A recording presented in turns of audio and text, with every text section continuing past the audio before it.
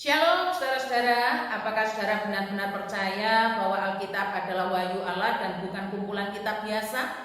Saya mengajak kita sekalian untuk mempercayainya. Sebab pada saat saudara percaya bahwa Alkitab adalah wahyu Allah, maka saudara akan menerima juga apa saja yang dikatakan Alkitab itu berotoritas atas hidup saudara.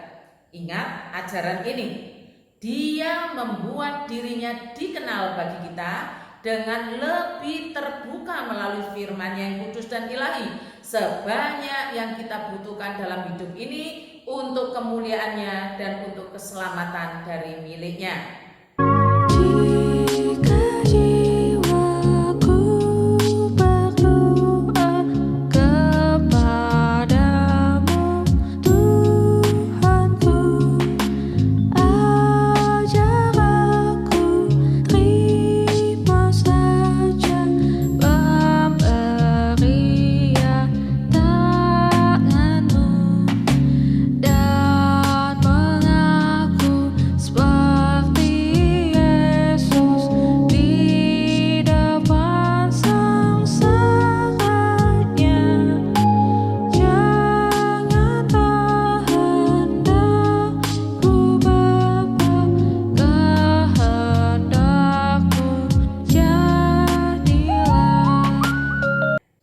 Saat teduh kita hari ini tentang dua raja. Yang satu raja kerajaan Israel Utara dan yang satu tentang raja kerajaan Yehuda yaitu bagian selatan. Di mana dua raja ini berhubungan dengan seorang nabi Allah yaitu Elisa. Alkitab mencatat begini saudara, Yoram anak Ahaz menjadi raja di Samaria atas Israel dalam tahun ke-18 zaman Yosafat raja Yehuda. Dan ia memerintah 12 tahun lamanya. Sekarang tentang Yoram dicatat begini, ia melakukan apa yang jahat di mata Tuhan, tetapi bukan seperti ayahnya dan seperti ibunya. Ia menjauhkan tugu berhala Baal yang didirikan ayahnya. Namun demikian ia masih berpaut kepada dosa Yerobeam bin Nebat yang mengakibatkan orang Israel berdosa pula. Ia tidak menjauhinya. Tentang Yosafat dicatat begini, Yosafat berumur 35 tahun pada waktu ia menjadi raja dan 25 tahun lamanya ia memerintah di Yerusalem. Nama ibunya ialah Arsuba anak Sirhi. Ia hidup mengikuti jejak Asa ayahnya. Ia tidak menyimpang daripadanya dan melakukan apa yang benar di mata Tuhan. Hanya bukit-bukit pengorbanan tidak dijauhkan. Orang masih mempersembahkan dan membakar korban di bukit-bukit itu. Saudara-saudara, sekalipun dua raja ini punya kualifikasi kerohanian yang berbeda, ternyata Alkitab mencatat bahwa Yosafat dan Yoram, dua raja ini punya hubungan damai, artinya tidak bermusuhan. Dicatat hidup damai, hidup tidak bermusuhan. Biasanya bermusuhan saudara. Bahkan Yoram dan Yosafat ini saling membantu dan saling bekerja sama seperti yang dicatat dalam 2 Raja-Raja 3 ayat 1 sampai 20 ini. Di mana Yoram mengajar Raja Yosafat untuk memerangi Raja Moab. Selanjutnya Yoram menyuruh orang kepada Yosafat Raja Yehuda dengan pesan begini, Raja Moab telah memberontak terhadap aku, terhadap Israel Utara ya saudara. Maukah engkau bersama-sama, maksudnya bersama-sama aku, berperang melawan Moab? Jawab Yosafat, aku akan maju. Kita sama-sama, aku dan engkau, rakyatku dan rakyatmu, kudaku dan kudamu. Mengingat Tuhan Allah sedang menunjukkan kepada umatnya, khususnya bangsa Yehuda, kerajaan selatan, bahwasanya jauh hari sebelum bangsa Yehuda dibuang ke Babel, Tuhan Allah sudah memperingatkan mereka melalui para nabinya. Secara panjang peringatan demi peringatan itu tidak akan dapat mereka pungkiri, sebab mereka telah tercatat dalam sejarah raja-raja mereka. Peringatan itu sendiri harus dipandang sebagai tindakan Allah mengasihi umatnya, sebagai tindakan kesetiaan Allah terhadap perjanjiannya. Yang pertama, sebelum berperang ini saudara, Raja Yehuda yaitu Yosafat mencari Nabi Allah, yang artinya mencari petunjuk Allah. Zaman itu memang harus melalui nabi, saudara. Sementara Yoram, Raja Israel Utara, tidak mencarinya.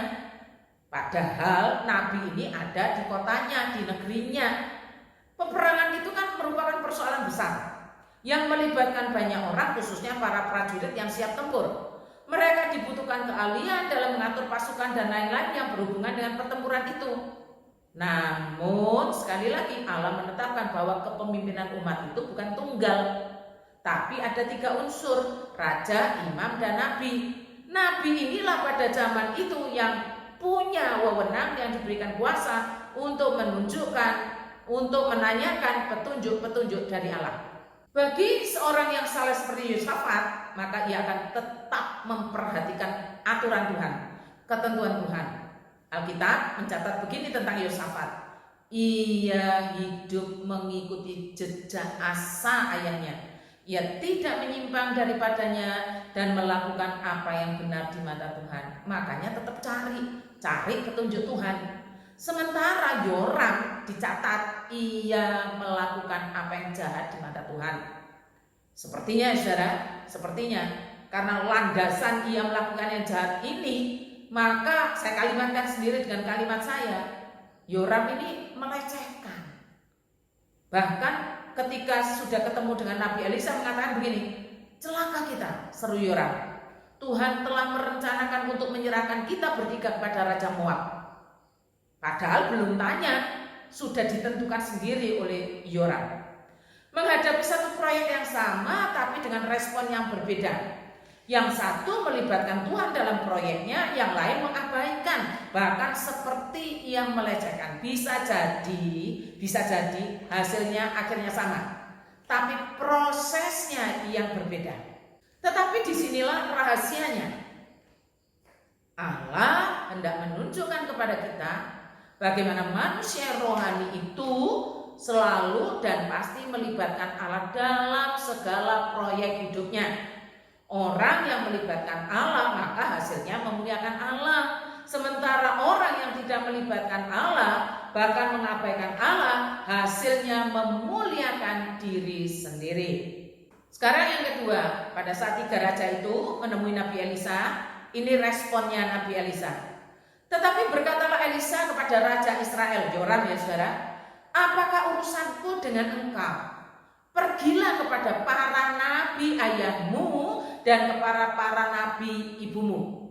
Jawab Raja Israel kepadanya, jangan begitu, sebab Tuhan memanggil ketiga raja ini untuk menyerahkan mereka ke dalam tangan orang Moab. Berkatalah Elisa, demi Tuhan semesta alam yang hidup, yang di hadapannya aku menjadi pelayan, jika tidak karena Yosafat Raja Yehuda, maka sesungguhnya aku ini tidak akan memandang dan melihat kepadamu. Personal Raja Yoramnya. Tetapi karena memang Yoram ini di hadapan Tuhan itu dicatat begini, saudara, ia melakukan apa yang jahat di mata Tuhan. Tetapi bukan seperti ayahnya dan ibunya, ia menjauhkan tugu berhala Baal yang didirikan ayahnya. Namun demikian, ia masih berpaut kepada dosa Yerobeam bin Nebat yang mengakibatkan orang Israel berdosa pula. Ia tidak menjauhinya. Dampak dosa Raja Yoram ini hebat, sangat hebat. Ia masih berpaut kepada dosa Yerobeam bin Nebat yang mengakibatkan orang Israel berdosa pula. Ia tidak menjauhinya.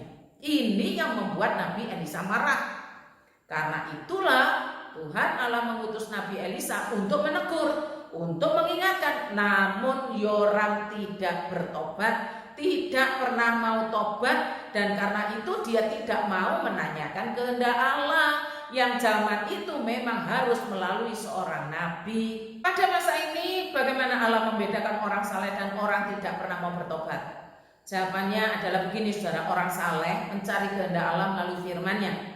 Orang yang tidak mau bertobat tidak akan pernah mencari Allah. Salah satu tanda kemunduran rohani adalah pada saat kita tidak lagi mengandalkan petunjuk Allah, tidak lagi mengandalkan kehendak Allah dalam segala hal. Atau mungkin baru cari Allah kalau sudah terdesak atau kepepet. Selamat ulang tahun Bapak Hendra Santoso, kiranya Allah Roh Kudus terus menuntun engkau untuk mencari kehendaknya yang suci. Mari kita berdoa. Syukur kami naikkan kepadamu ya Allah, oleh karena hari ini engkau berbicara kepada kami melalui 2 Raja-Raja 3 ayat 1-20, yang mana di tengah-tengah kemerosotan rohani, bahkan kemerosotan rohani yang parah itu, Tuhan masih memberikan nabi yang waktu itu agar orang-orang salehmu tetap memegang teguh ajaranmu, hukummu, yaitu selalu menanyakan kehendakmu. Sementara yang lain justru acuh tak acuh. Pada masa ini Tuhan, jabatan nabi memang sudah tidak ada. Sebab Yesus Kristuslah nabi dan guru kami selama-lamanya, dan kehendakmu sudah lengkap dalam kitab sucimu yang telah engkau wahyukan. Pulihkanlah jemaatmu ya Allah, selamatkanlah gerejamu dari sekularitas dunia ini, walau nampaknya saja baik. Berdoa untuk Bapak Hendra Santoso yang berulang tahun hari ini, kiranya Roh Kudus terus memprosesnya menjadi manusia rohani yang terus-menerus mencari kehendak Allah dan wajah Allah, sehingga makin lama makin serupa dengan dirimu, dan pelayanannya adalah bagian dari proses pengudusan untuk kesatuan tubuh Kristus. Mohon Tuhan juga memberkati dengan kebaikan hati bagi Eva sebagai penolong yang sepadan bagi Hendra, demikian juga kedua putra-putrinya. Tuhan, kiranya engkau memberkati. Terima kasih Tuhan, di dalam nama Tuhan Yesus kami berdoa dan bersyukur. Amin.